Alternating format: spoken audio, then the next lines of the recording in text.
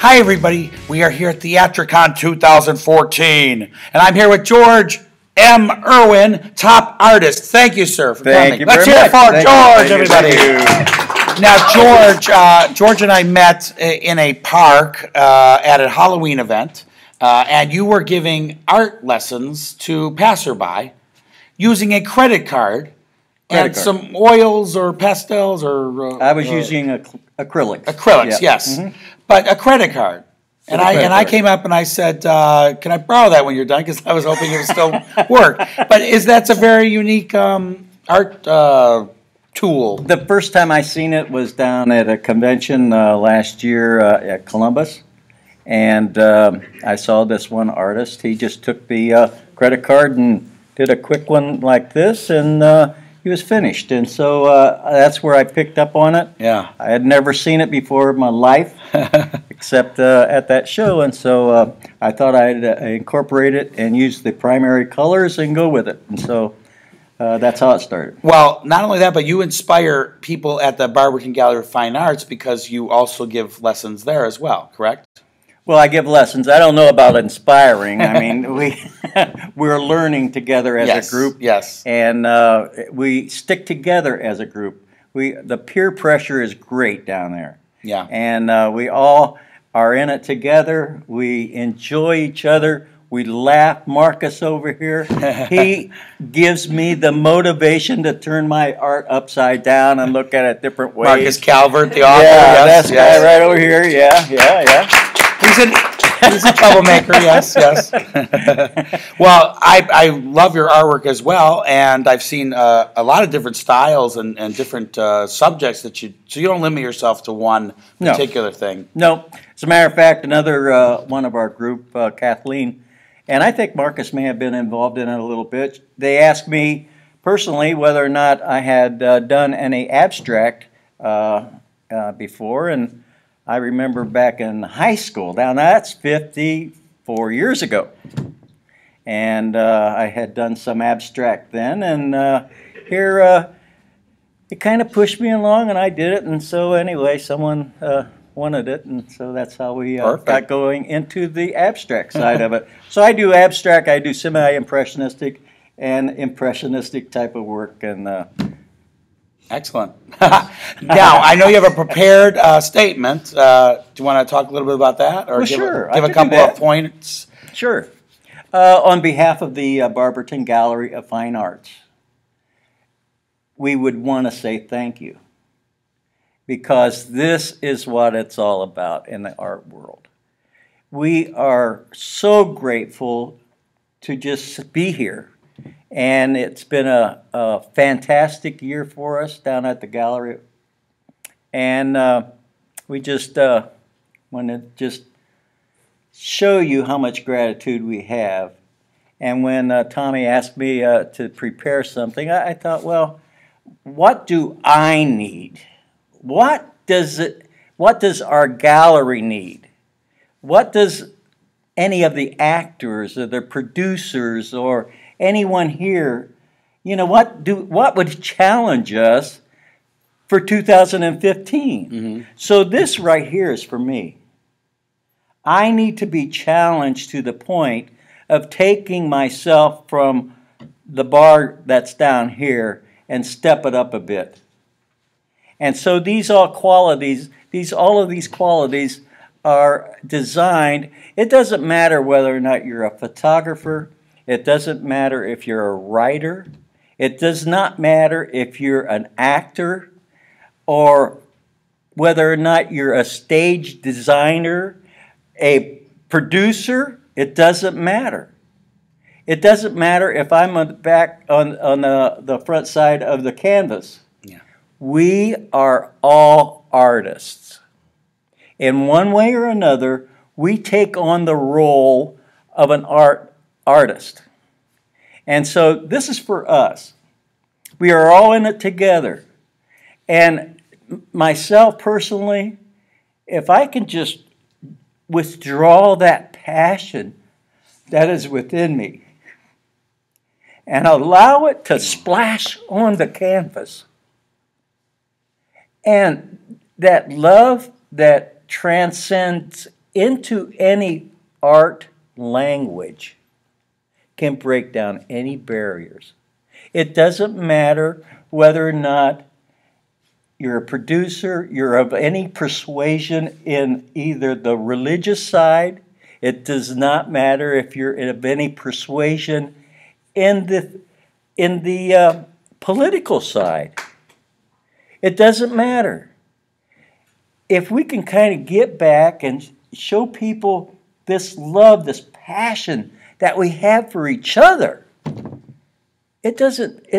all these bias that is out there will just drop away because we're in it together. God has given us this inner love, and if we can transcend that into, if I can transcend that into a canvas, that's what I want people to understand, and that's my goal, and that's what I would like to say about these 7 personal qualities of a good artist. All right. Wow. Standing O, let's get some room. All right, thank you guys. Wow. All right. Are we going to go through the 7? You want to go through the 7? Okay, these are very brief. All right. It won't take very long. First quality. And by the way, I had these 70s already written out, and I came this morning, I thought, got to add an 8th one. So we're learning as we go. Here we go. So anyway, number 1, a good artist is upright in character. I really believe that.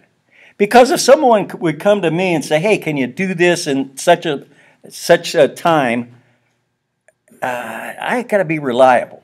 I got to be trustworthy. And so an artist needs to be trusted. An artist needs to walk the talk, so to speak. And they just can't say, well, okay, yeah, I can do it, and then just fall on your face, and then, oh, well, okay, next time I'll do it. But people who are writing these books, they know what it means to be in a demand.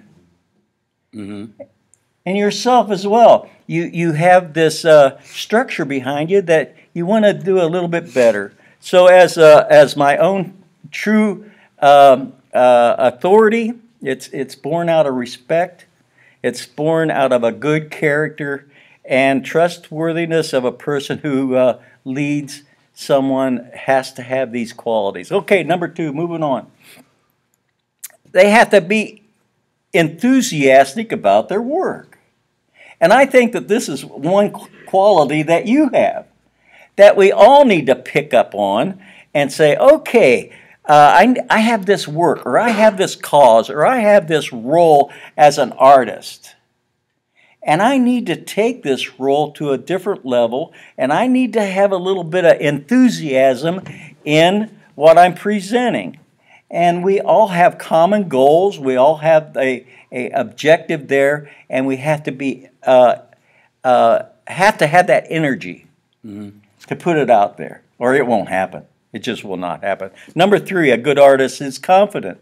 Now, I look at this confidence level in myself. Here I brought along this little thing that I got, and I put this little thing together, and I thought, okay, am I going to rely on this, or am I going to rely on this today? Yes. So confidence. The handwritten notes all over, yes. Yeah. So anyway, confidence. Confidence is an interesting thing. It sets direction. It sets direction. I have to have confidence in setting my direction as an artist. We need to appear confident as a person.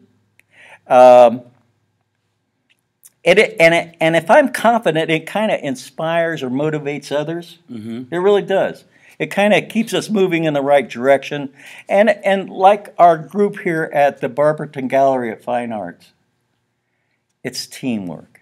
It's a team effort, and we want to show that enthusiastic level to others. And if they can see it in us, and that will help them to move a little bit further along in their careers. Number 4, an artist also needs to function in an orderly and a purposefully way. Situations will come and go. have good days, have bad days. And we're all like that. I mean, but we need to have an orderly outlook and have a positive demeanor in what we do and what we say. A good artist is tolerant. Me, George Erwin, I'm painting in front of these students, and I have to show a little bit of a calm when paint is spilled on the floor. You know, I need to raise that bar up on my tolerant level. They need to have a steadfastness in the main purpose that we're doing. And so you got to finish the painting, got to finish the book, you got to finish it. But how are we really doing it? Are we going through it with just through the motions and having our emotions handle us, or are we handling our emotions? Number 6, a good artist as well as a main goal is folks able to think analytically. They can see the big picture. I can paint and I can see the big picture. I can use the composition there and I can see the final outlook, but I need to break it down into segments. And a good artist is able to do this and sequentially look at the different steps and place it all together, and there's the final product. That's the composition. And number 7, which is next to the last, no one's here asleep, right? No one's asleep. A good artist is committed to excellence. And I think in the theatrical world, and I think in the artistic world, we've kind of fell short of that. And I think that we need to pick up and say, okay, what makes a good actor? It's the excellence to win an award. What makes a good producer, a director? It's someone who works for excellence.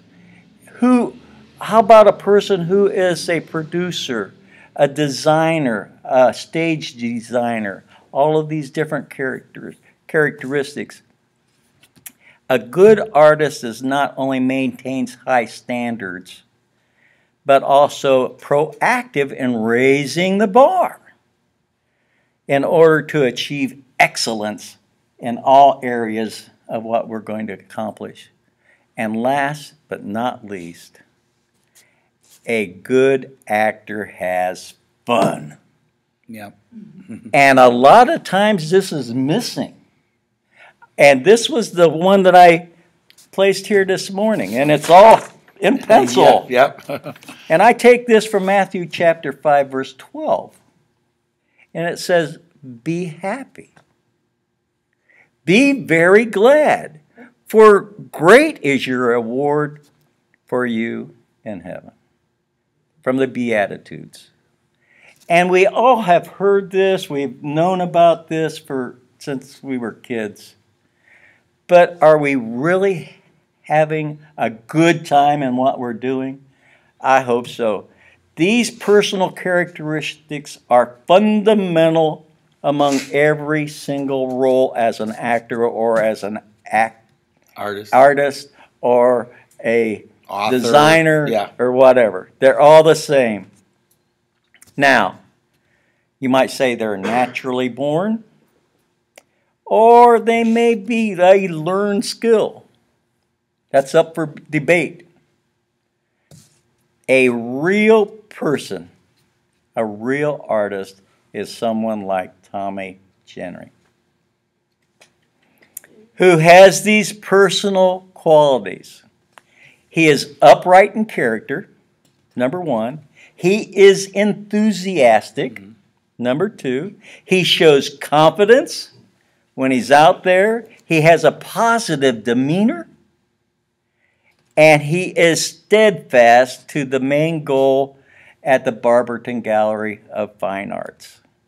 He is making progress towards the main goal, and he is committed to excellence. He really is. Thank you, Tommy. Thank you, colleagues at the Barberton Gallery of Fine Arts. Thank you very, very, very much. And you know what? even if you have a role of having a mustache with a phony plastic that's hanging down. Wait a minute. We say thank you. Oh, thank you. Thank you. Thank you, sir. Thank you, buddy. All right.